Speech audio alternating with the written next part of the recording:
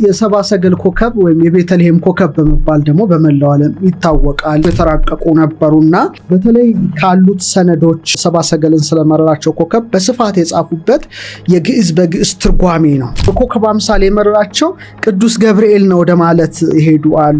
በረቱ ወዳለበት አቆልቁሎ ማሳየቱ በቃ ይሄ መልአክ አደረሳቸው ከዛ ወደ ሰማይ ወጣ አይነት እይታ ያዩ ሊቃውንት አሉ። የኢትዮጵያ ሊቃውንት ትርጓሜ ማለት ዝም ብለህ አንድ ነገር በጭፍን እንደተለጎመ ፈረስ የምታይበት ትምህርት አይደለም። ታኅሳስ ላይ ደግሞ ኮከበ ምዕራብ አስተርቦሸሽ ትባላለች። እሱ የራሱ ትርጉም አላት። ታኅሳስ ላይ ምዕራብ መታየቷ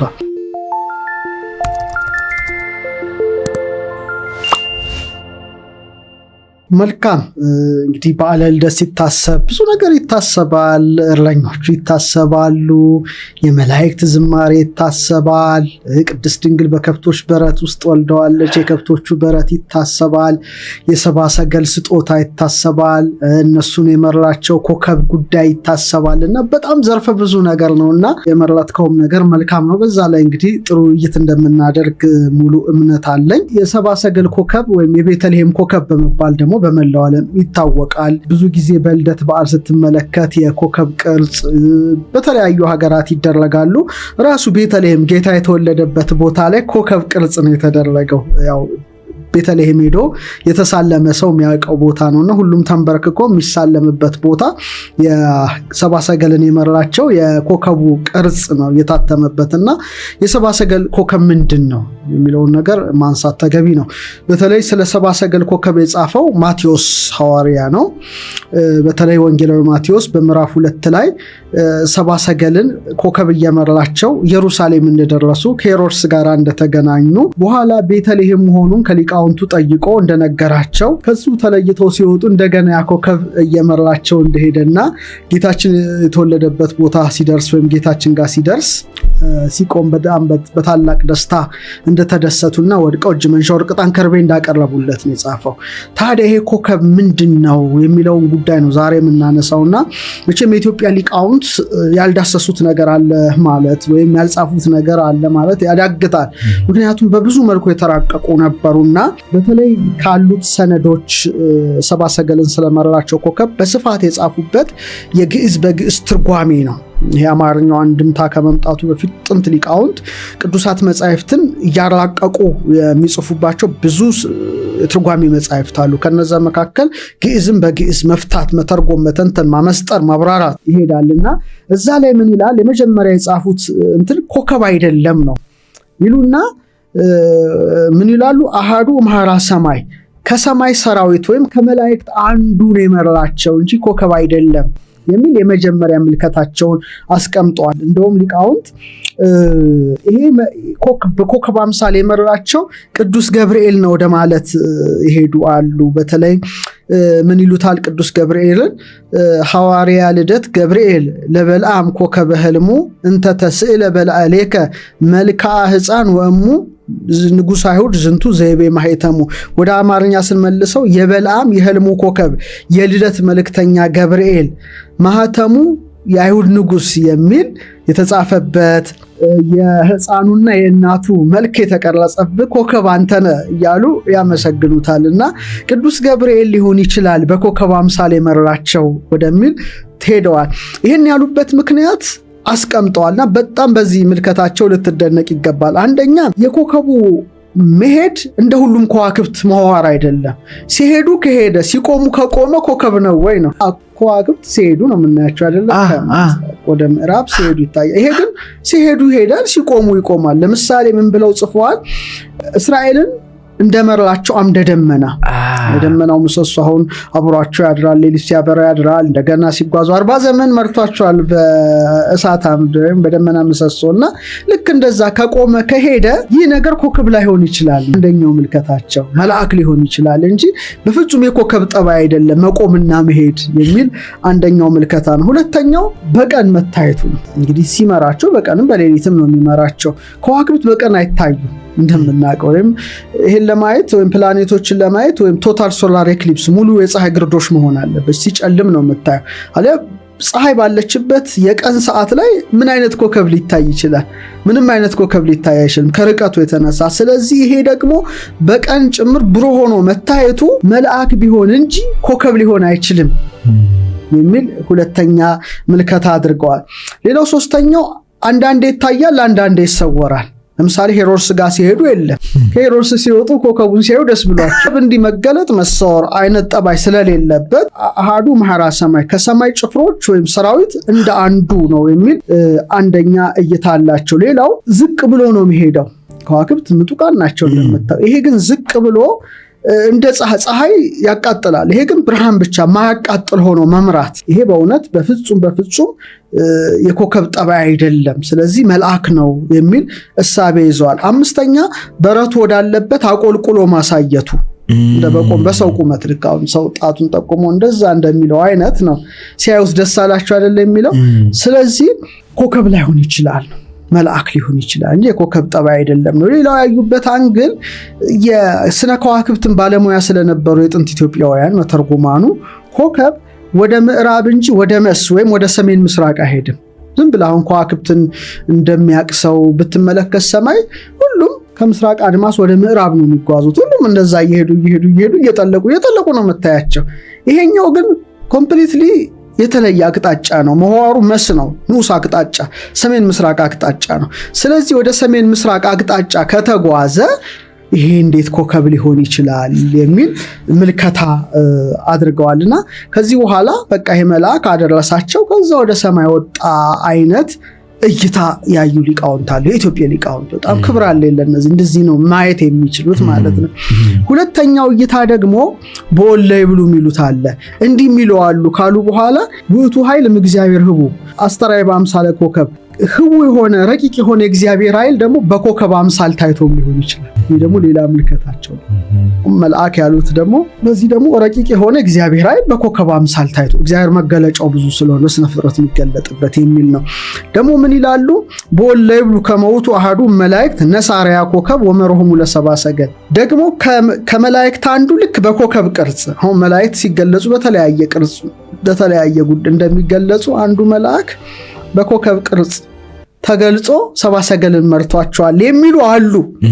ደግሞ የሚል ሌላ እይታ ማለት እንግዲህ ትርጓሜ ማለት ዝም ብለህ አንድ ነገር በጭፍን እንደተለጎመ ፈረስ የምታይበት ትምህርት አይደለም እና በኩል ጊዜ ትርጓሜ የተማሩ ሊቃውንት ብዙ ሐሳብ ማንሸራሸር ይችላሉ።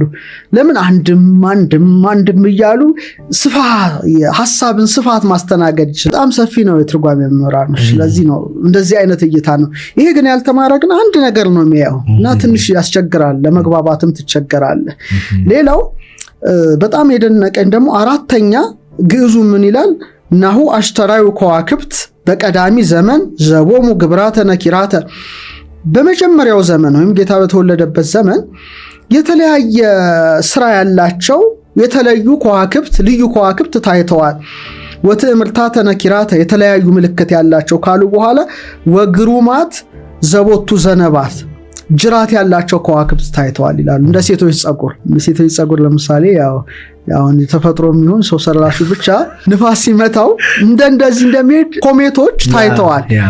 ግን ኮሜት አይደለም ነው የሚሉት። ይሄኛው ኮከብ ኮሜት አይደለም፣ ውጹም ልማድ ከነዚህ ከኮሜቶች ወይም ጅራታማ ከዋክብት ከተባሉት የተለየ ወኮን አስተርእዮቱ በትእዛዝ እግዚአብሔር ልዑል በልዑል እግዚአብሔር ትእዛዝ የታየ እንጂ ኮሜትም ልንለው አንችልም ወደሚል ደግሞ በጣም የረቀቀ እሳቤ ተሸጋግረዋል።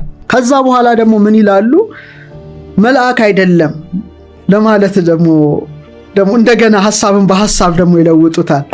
ምን ይላሉ? ማቴዎስ ሐዋርያ ይቤ ኮከበ ዳይሙ ይቤ ኮከበ ዚያሁ ወሲኮ ፊደለሁ።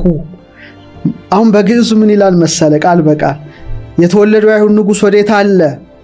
እስመ ርኢነ ኮከበ ዚያሁ፣ የእርሱን ኮከብ ዚያሁ ማለት የእርሱን ነው። የእርሱን ኮከብ በምስራቅ አይተን ለሱ ልንሰግድ መተናል ነው የሰባ ሰገል ቃል። ኮከብ ብቻ አላለም፣ የእርሱን ኮከብ ነው የሚለው። ስለዚህ እውነተኛ ኮከብ እንደሆነ አስረዳን። በቃ የእርሱን ኮከብ ነው ያሉታል። ምሳሌው የሚሆነውን ኮከብ አየን ስላሉ በትክክል ይሄ ነገር ኮከብ እንጂ መልአክ አይደለም ወደሚል ደግሞ ሌላ እይታ ይሄዳል። ይሄን እይታ ነው የምወደው። አንድ ነገር አልወድም። 5ን ለማግኘት 3 ሲደመር 2 ብቻ ለምን ትደምራለህ? 95 ሲቀነስ 5 95 ሲቀነስ 95 ነው። 100 ሲቀነስ 95 0 ያልክ አራስ። ይሄ ነገር በጥንት የግዕዝ ሊቃውንት ሲንሸራሸር ቆይቶ ወደ ናዚ ኢየሱስ ይሄ አንድምታ የአማርኛው ትርጓሜ ሲመጣ ደግሞ ምን አሉ? በሌሊት የሚታየውን በቀን መታየት እግዚአብሔር የሚሳነው ነገር የለም። ወደ ምዕራብ የሚሄደውን ወደ ሰሜን ምስራቅ እንዲሄድ ማድረግ ይቻላል። መጥቆ የሚሄደውን ዘቅዝቆ እንዲሄድ ማድረግ ይቻላል። ስለዚህ በቁሙ ኮከብ ነው የሚል እይታ አስፍረው እናገኛለን እና ይሄ በጣም የእይታቸውን ስፋት የሚያመለክት ነው። ግን ያዩት ነገር ምንድነው? ከሌሎቹ የሚለያቸው ለምን በኮከብ መርላቸው ነው። ትልቁ ጉዳይ እዚህ ላይ ነው። ወአዲ መርሆሙ በኮከብ ሀበ ፀሐይ ጽድቅ ይላል። ለምሳሌ ኮከብ ፀሐይ እስኪወጣ ነው አገልግሎት አይደለ? ፀሐይ ስትወጣ ከዋክብት የሉ። ኮከቡም ወደ እውነተኛው ፀሐይ ወደ ኢየሱስ ክርስቶስ አደረሰ፣ ስራውን ጨረሰ። ልክ እንደ ኮከብ ስርዓት ፀሐይ ሲወጣ ኮከብ እንደማይኖር ልክ እሱ ጋር ደረሰ። በቃ አለቀ፣ ጨረሰ። ለምሳሌ ይላሉ የአጥቢያ ኮከብ ቪነስ፣ ፕላኔት ቪነስ እናቃታለን። የአጥቢያ ኮከብ ቀድማ ከፀሐይ በፊት ነው የምትወጣው ጠዋት ላይ ስትወጣ። ለዚህ ነው ኮከበ ጽባህ የንጋት ኮከብ ምንላት ቪነስ፣ ፕላኔት ቪነስ። ታሳስ ላይ ደግሞ ኮከበ ምዕራብ አስታርቦሸሽ ትባላለች። እሱ የራሱ ትርጉም አላት። ታሳስ ላይ ምዕራብ መታየቷ ግን ቀን በምትወጣበት ጊዜ ቀድማ ትታያለች። ልክ ፀሐይ ሲወጣ የለችም። ከማሁ አስተራየ ኮከብ ይላሉ። በተመሳሳይ መልኩ ወሰበ ከቅድመ ፀሐይ ጽድቅ፣ የእውነት ፀሐይ የተባለው ኢየሱስ ክርስቶስ ነው። ስለዚህ ኮከቡ ኢየሱስ ክርስቶስ ድረስ አደረሰ፣ ልክ እንደ አጥቢያ ኮከብ ሆኖ ከዛ በኋላ አገልግሎቱን ፈጸመ ወደ ማለት ትልቅ እይታ ነው የኢትዮጵያ ሊቃውንት ሄዱበትና ከውጭ ሊቃውንት ግን ከወርቃማው ዘመን ሊቃውንት አንድ ልጥቀስ፣ የሀገሬን ብቻ እንዳይሆን ቴዎሎጂ ምን ስለሆነ ቅዱስ ጎርጎርዮስ ምን ይላል? እግዚአብሔር ሁሉንም ስለሚወድ ለሁሉም በሚያውቁት መልኩ ነው የሚገልጸው። ለምሳሌ አይሁድ የሚያውቁት ነቢያትን ሕግን ነው። ስለዚህ በሕጉ በነቢያቱ ይገልጥላቸዋል። እረኞች ግን መጽሐፍ ማንበብ አይችሉም። ስለዚህ መልአክ ተላከላቸው። ዛሬ በዳዊት ከተማ መድኃኒት እርሱም ክርስቶስ ጌታ የሆነ ተወልዶላቸዋል ብሎ ያበስራቸዋል። ሰብአ ሰገል ደግሞ የሚያውቁት ከዋክብት ተመራማሪዎች ናቸው።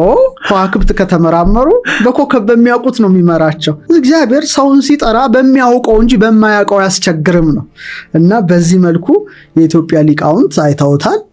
ከባህር ማዶ ደግሞ አንድ ጠቅሻለሁ ሙሉ ለማድረግ ስለ ኮከብ እንግዲህ አንድ የስነ ከዋክብት ተመራማሪ ስለ ኮከብ ማጥናቱ ግድ ነው እና እኔም እንደ ነገረ መለኮቱ ሐሳብ ወይም በዛ ውስጥ እንዳለፈ ሰው ወይም እንደ ትርጓሜ ውስጥ እንዳለፈ ሰው ያንን አቅርቤያለሁ።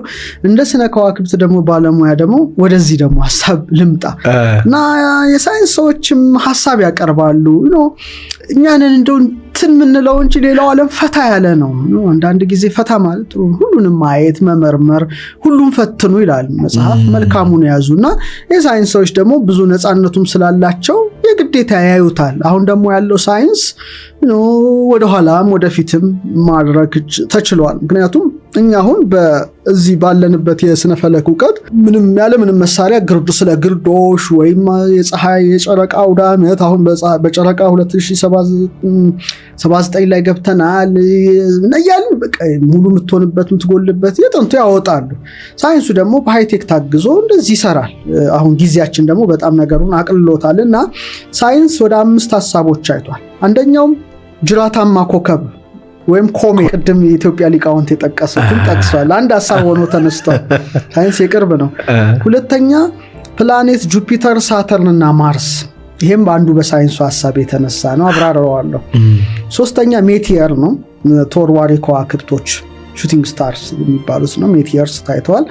አራተኛ ሱፐርኖቫ የሚል የፈነዳ ኮከብ ወይም ብርሃኑ ከሩቅ የሚታይ ሊሆን ይችላል ነው። አምስተኛ በተፈጥሮ ያልነበረ ተአምራዊ ኮከብ። እነዚህ 5ቱ በደንብ ተደርገው ተሰልቀዋል በዚህ ውስጥ እንዳለ ሰው ማለት ነው። እና 5ቱንም በተወሰነ መልኩ ላንሳልን። አንደኛው ጅራታማ ኮከብ የሚለው ነው። ኮሜት ጅራታማ ኮከብ ሰብአ ሰገልን መርቷቸው ሄደዋል የሚል አንድ ሐሳብ ተነስቶ ነበር። እንግዲህ የኢትዮጵያ ሊቃውንት ቅድም አይቻለው ኮከብ ዘቦቱ ዘነባል ጅራት ያላቸው ከዋክብት አይደሉም የሚል ነው አይደለ? ሳይንሱም ይሄን አየ። ለምሳሌ ሃሌ ኮሜት ተመላልሳ ትመጣለችና በዛን ጊዜ ደግሞ የተመዘገበ ጅራታማ ኮከብ እንብዛም አይደለም። ሌላው ጅራታማ ኮከብ ምንድነው ምሳሌነቱ? ጥሩ አይደለም እንደ ዓለም። ለምሳሌ ጅራታማ ኮከብ ሲታይ ድርቅ ከድርቅ ጋር ከጦርነት ጋር ከረሃብ ጋር ከጎርፍ መጥለቅለቅ ከእልቂት ጋር እንጂ ከንጉስ መወለድ ጋር አይያያዝም። እንደውም ጥንት እንደዚህ አይነት ኮሜቶች ሲታዩ ብዙ ነገስታቱ አይወዱም ነበር። እንደ አይነት በየሀገሩ የራሱ ልምድ አለው። ስለዚህ ከንጉሱ ከመሲሁ መወለድ ጋር የሚያያዝ አይደለም። ስለዚህ ኮሜቴውን ጅራታማ ኮከብ ነው ሰብአ ሰገልን የመራቸው የሚለው ነገር ውድቅ ሆነ። ቀጥሎ ማርስ የጁፒተር የሳተርን ግጥጥሞች ነው። አሁን መጀመሪያ እስቲ አመቶቹን እንመልከታቸው። የበጣም ወሳኝ ነገር ነው ማቀርበው። ክርስቶስ ሊወለድ 7 ዓመት ሲቀረው የመሽተሪ በእኛ መሽተሪ የምንለው የሳይንሱ ዓለም ጁፒተር የሚለው እኛ ዙሃል የምንለው ወይም ሳተርን የምንለው ሁት በሚባለው ወይም ፓይሲስ በሚባለው ዞዲያክ ወይም መናዝል ውስጥ 3 ጊዜ ኮንጃንክሽን አድርገዋል። ጌታ ሊወለድ 7 ዓመት ሲቀረው የሳይንሱ ዓለም ኢንኮንጃንክሽን ያውቀዋል። መስከረም 20 ግጥጥሞሽ ለምሳሌ 2013 ላይ ኢትዮጵያ ላይ ሁላችንም ያየነው የጁፒተርና የሳተርን በፖይንት 1 ግጥጥሞሽ ፖይንት 1 ሲባል ለአይን ልኬት ነው እንጂ እንዲህ ስታይ በዲግሪ ደረጃ ሁላችንም በአይናችን አይተናል ኢትዮጵያ ሰማይ ላይ። እና ፕላኔቶች ሁሉ ጊዜ ግጥጥሞሽ ያደርጋሉ በመዋራቸው የሚገናኙበት ጊዜ አለና 3 ጊዜ በኋልዮሽ እንቅስቃሴ የኋልዮሽ መዋር እንቅስቃሴ ያላቸው። በዚህ ምክንያት መስከረም 20 ህዳር 26 ግንቦት 21 ሁለቱ ትልልቅ ፕላኔቶች ሁት ላይ ግጥጥሞሽ አድርገዋል። ይሄን የሳይንሱ ዓለም ይመዘግበዋል። ግን ከዋክብት ለምልክት ነው የተፈጠሩት። በመጽሐፍ ቅዱስ አንጻር ካየነው እግዚአብሔር አምላክ ታላላቅ ብርሃናትን በሰማይ ሲያደርግ ምን ይላል? ለምልክቶች ይሁኑ ይላል። ለዘመናት፣ ለዓመታት፣ ለዕለታት ይሁኑ ይላል። መጀመሪያው መጽሐፍ ቅዱስ የጻፈው ከመዋር በተጨማሪ ምልክቱ ነው ትልቁ ጉዳይ። ያን ምልክት መረዳት ነው። ስለዚህ እኔ ማዛሮት የሚባለው 26ኛ መጽሐፍ የጻፍኩኝ ጊዜ ሙሉ የነዚህ ምልክቶች ነው እና እዛ ላይ ማየት ይቻላል። እንደኔ መሽተሪ ጁፒተር የፕላኔቶች ንጉስ ነው። ምልክትነቱ በሐሙስ ላይ ነው፣ ግን በጣም ግዙፉና ትልቁ ነው። ፕላኔቶች ሁሉ ንጉስ ማለት ይችላል። ስለዚህ ንግስናን ያመለክታል መንፈሳዊ ፍቺው። ሳተርን ደግሞ ዙሃል ቃል ኪዳንን ነው የሚወክለው፣ እስራኤልን ይወክላል። 7ኛው ነው። የ7ኛው ለታረፈ ይላል። የቃል ኪዳን ምልክት ነው ይሄ ፕላኔት። ሁት ደግሞ ፓይሲስ አሳዎች ናቸውና የአዲስ ዘመን ጅማሮን ያመለክታል። ስለዚህ ምንድነው መንፈሳዊ ትርጉሙ? ለእስራኤል ቃል የገባው አሳዎች ምዕመናንን የሚሰበስብ ንጉስ ሊወለድ መቃረቡን ያመለክታል። እንደኔ ምልከታ ነው የምነግርህ።